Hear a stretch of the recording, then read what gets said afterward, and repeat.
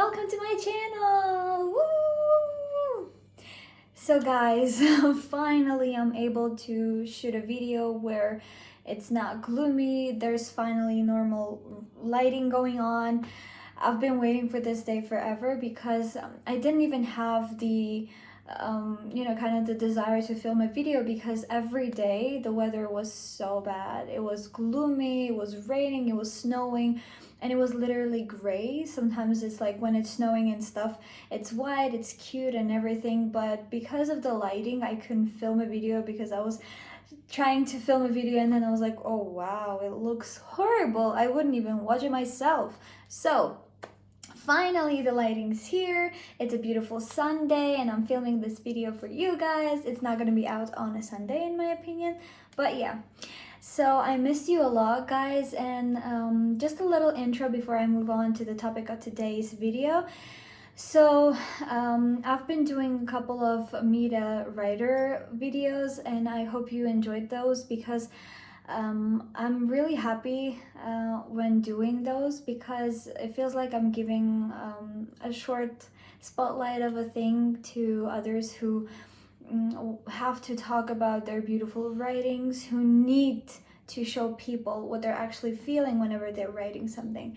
And I think that's a beautiful platform where people and writers like you, people who are watching this video, can contact me and tell me that you want to be on that thing, you want to have an interview with me, and that would be great for me because usually I do it manually. I'm the one finding the people who would probably love to be on Meet a Writer, and then I'm contacting them, I'm asking them to be there. But yeah, if you want to, you can actually DM me and we'll talk about that.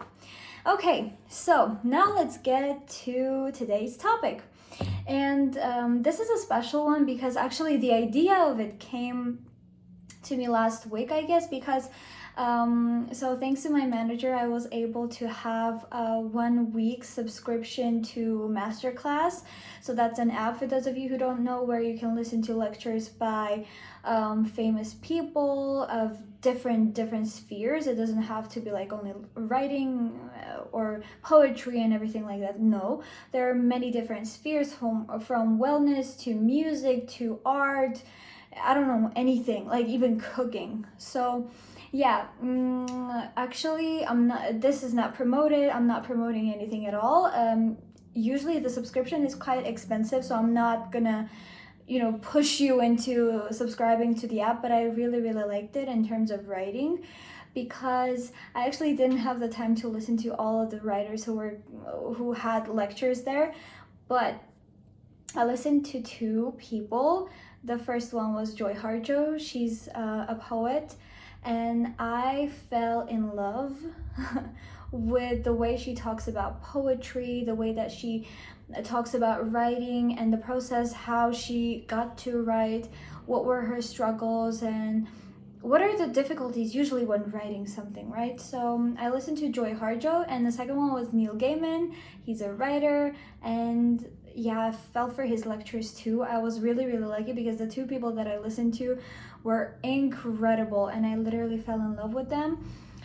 And the tips were really useful. And so when listening to those lectures, actually shout out to my manager, she's incredible and she's so awesome. I love her. Yeah, so thanks to her, I was able to listen to those lectures and get some important things out of those lectures, and I decided that I would take some quotes and take some ideas from what they've said and share it with you guys because first of all, they're good tips. Second of all, those are amazing pieces of advice that I'd like you to keep in your mind. And also the third one, it shows that even though as a writer you usually have a lot of difficulties going on because the sphere is very competitive, you should continue writing. So I hope this video motivates you, inspires you, and gives you like the creative freedom and the creative inspiration and all those ideas, and also even the creative comfortability and freedom for you to be able to go to writing and not think about all the bad things, all the negative things that can happen. So let's get into it. The first idea that I took out of those videos was by Joy Harjo. The other ones are by Neil Gaiman. So yeah, the idea came to me late, so I only wrote one idea by Joy Harjo. But yeah, so it goes like this.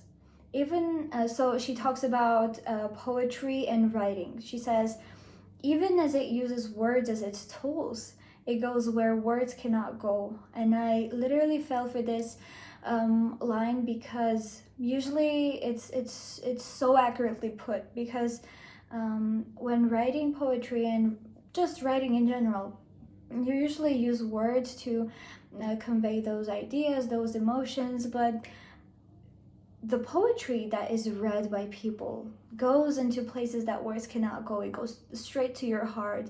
It goes to your soul, to your vulnerabilities. It's always like that for me, because sometimes I am trying to put into words the pain that I'm feeling, the insecurities that I have, the complications that are happening in my life and everything like that. Even so, it touches you where nothing else can touch. In my opinion, the only other thing that can touch you the way that poetry and writing do, it's music, because sometimes you can't even understand why, but that melody is making you cry. That melody makes you remember the beautiful moments that you had with somebody special, right? So I totally agree with this line, and I was like, yeah, that's so true. It uses words, but it touches you the way that nothing else in this world can. The next one is by Neil Gaiman. So he says, if you're going to write, if you're going to be a successful writer, you have to be willing to be the equivalent of walking down the street naked. You have to be able to show too much of yourself. You have to be just a little more honest than you're comfortable with. And I couldn't agree more. To be honest with you, whenever somebody asks me, like, what's the uniqueness of your writing? Why are you different than other writers? And I'm not, throwing shade on everybody or anybody in general, but just that's what I'm always saying, is that I'm really, really genuine. I'm really honest with what I'm writing. Whatever I'm writing, I've usually felt that. And it doesn't really have to be that situation has happened to me personally, but it means that I've seen that, or I know that somebody's feeling that way from the closest people of mine, and I'm trying to convey that message. Like, what would it feel like if I were in that situation? Because I think that I don't want to be like, yeah, I'm incredible, I'm amazing, or that, but no. But usually I'm really good at trying to feel the way people feel. Like I'm really good at empathizing with other people, and usually even when watching movies, when watching series, or when reading something, all of those feelings, it feels like I am in that same situation. So in that case, it's really, really easy for me to write about that thing. So yeah, I kind of got carried away, but what I'm trying to say is that I totally agree. When you're writing, it feels like you're literally naked, because you're letting people into your world, into your heart, which you might not usually do, because when you meet people, it's just like that for me. Sometimes I don't let them too close to my heart, to my feelings and thoughts, but when you're writing, it feels like you're giving access to your heart to other people. So I really love this idea. And what I also think is it's usually visible, in my opinion, when somebody has, faked those emotions, or if somebody has actually felt those emotions. When reading something that somebody wrote, I think it's actually evident when there are genuine, honest feelings in there. That's just my opinion. Another thing, as a writer, you're not writing autobiography. What you're doing is writing, but you're using the truth in order to make your lies convincing and true.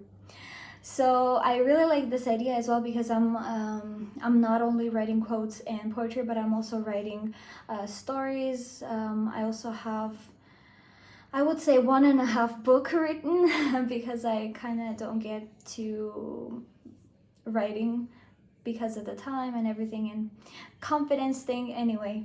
But yeah, I love that he says that you have to always be true to yourself, but at the same time it's like you're using lies as well. So the beautiful combination of telling lies and also being true is an incredible way to create the masterpiece. Because actually, so what he's trying to say, in my opinion, is that usually, for example, let's say, I don't know, okay, so somebody broke up with you and you have that broken heart in you, those feelings that you felt, and you know, the hardships that you've had after the breakup, and then you're taking those emotions, you're remembering what you felt, and then you're putting those emotions into a similar situation, but in your book you're not actually saying, you know what, somebody broke up with me, or I am breaking up with you. Or actually, that's even a good idea too, so you know how it feels to that somebody when somebody breaks up with you, so you take that situation and turn it around and put it into a book. For example, somebody you're the one breaking up with that person, and then you start thinking what that person might feel after the breakup, and you use the emotions that you actually felt. So the idea is that actually that same didn't happen in your life, so you didn't break up with anybody, but it's true because you felt the emotions that you're talking about. I hope I wasn't confusing because I feel like that was a good example to kind of turn the situation around. Yeah, and I really like that one. Yeah, so there's this important thing that also he talks about, which is, here it goes. You'll learn more from finishing a failure than you do from writing a success. And you definitely learn more from finishing a failure than you ever do from beginning something that is fantastic but stops. I couldn't agree more. I actually, I keep saying that I agree with these ideas because that's one of the reasons why I chose to talk about these quotes, because I totally agree with all of them and on different levels. But I agree with this because the very first book that I wrote was a total failure. I hated it. I loved the idea of writing, and then when I finished the book, I was like, oh god, this is piece of crap. But then at the same time, I remember all the things that I learned from that book. I kind of learned what not to do in a book, because after I finished the book, I decided to read it as a reader, not as a writer. And then when I read it, I was like, yeah, this doesn't work, this doesn't work, this certainly doesn't work. So yeah, that's why I totally agree with that it kind of helps you understand what doesn't work, and then you learn so much from it.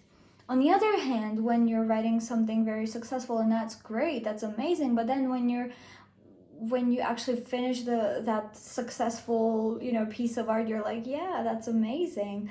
I guess I don't have anything to work on anymore. I'm not saying this is true for everybody, but usually that's the mentality, because you feel satisfied, you feel like you've reached something, and you're like, okay, so I don't really have to work that hard anymore to be able to improve my writing, because it's already successful. Also, there's this thing that he says, you learn more from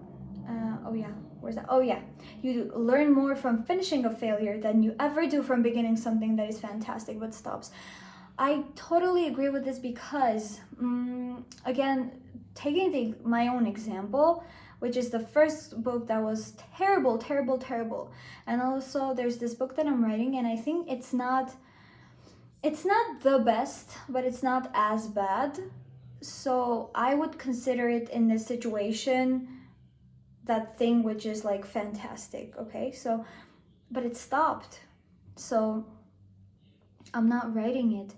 I stopped, and I can't seem to come back to it. So it's better to write something which is really bad, the first book, and I actually learned a lot from it, than to write this thing which is supposedly not as bad, but actually I can't continue it anymore for some reason.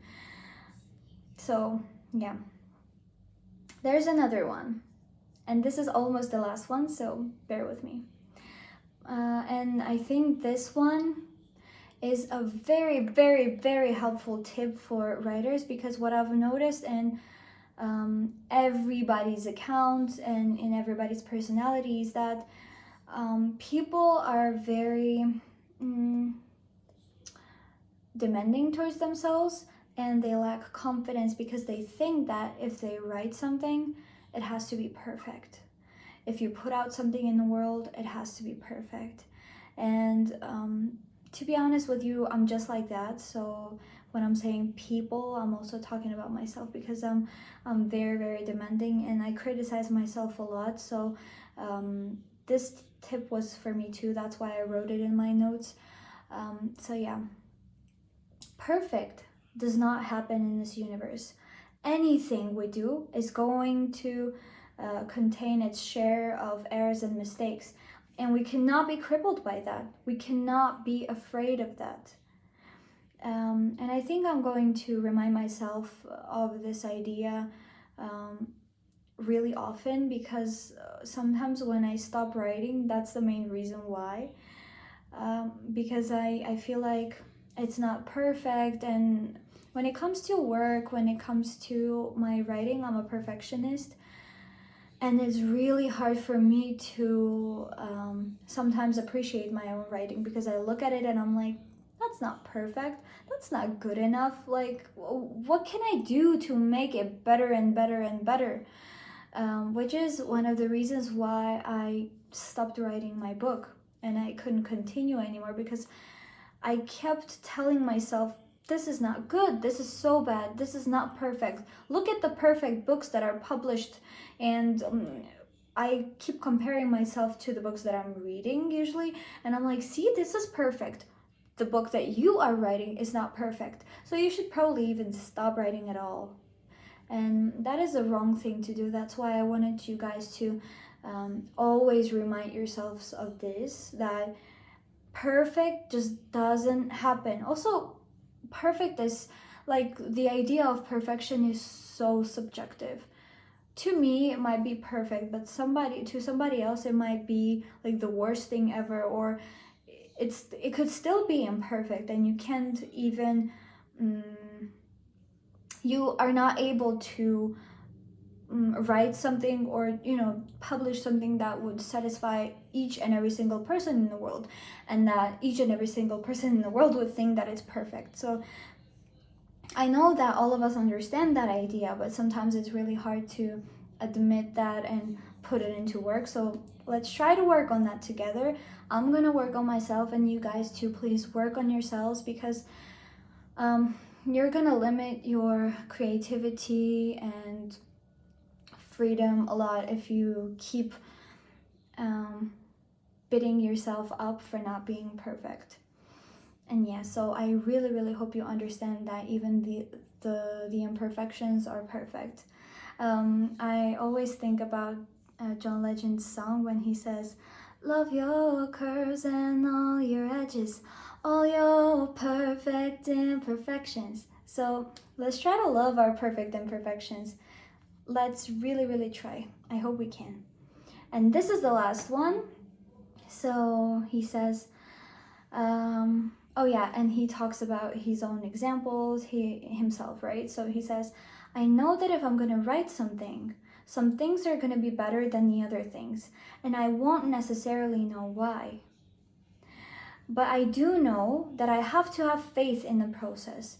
I do know that if I don't write the story, there is no chance that it's going to be one of the good ones, one of the loved ones, one of the ones that wins the awards, one of the ones that becomes famous, one of the ones that I can read at a public reading that people will love.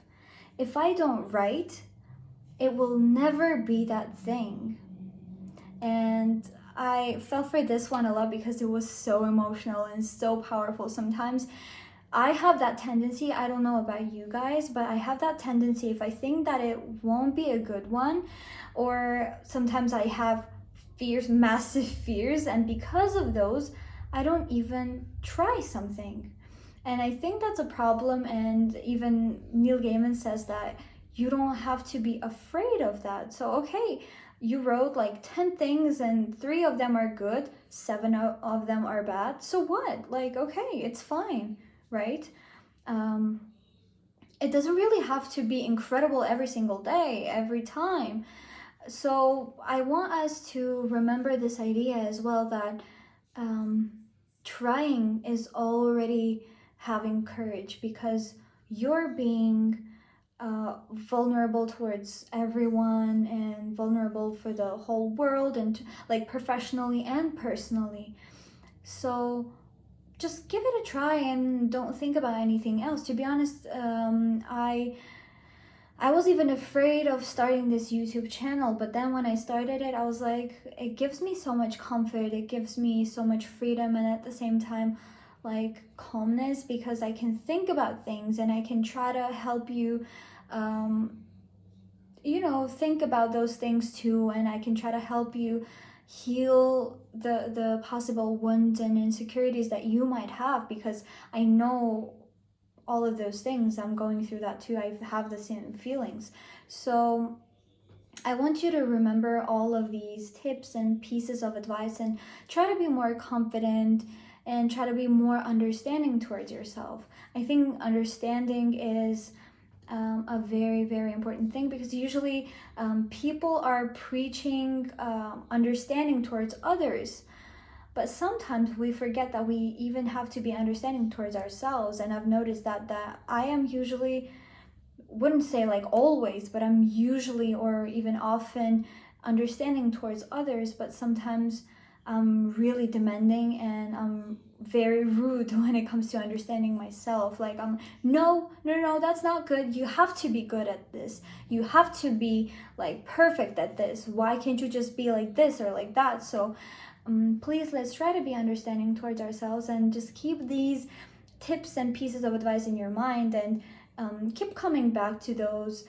Keep reminding yourselves of that, because I think that works too, when you keep reminding your mind of those things and you're like, yeah, you're right. It doesn't really have to be perfect. You don't have to be afraid. Just try. It might turn into something incredible that you've never thought about. So, with that being said, guys, I really hope that you liked this video. I enjoyed filming this and doing this too much, because I loved these ideas and I certainly wanted to share those with you, because I knew that it would be helpful to you too. And please, please, please comment below and tell me which tip you agree with, which works for you, which is relatable to you.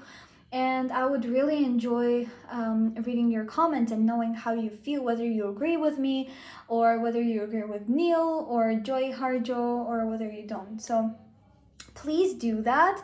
And if you like this kind of videos, I might even try doing this kind of things more often too, because personally I really, really enjoyed it.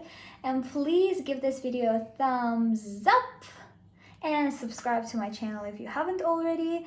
And I'll see you in the next video. Have a beautiful day, an incredible week, and an amazing year. Mwah!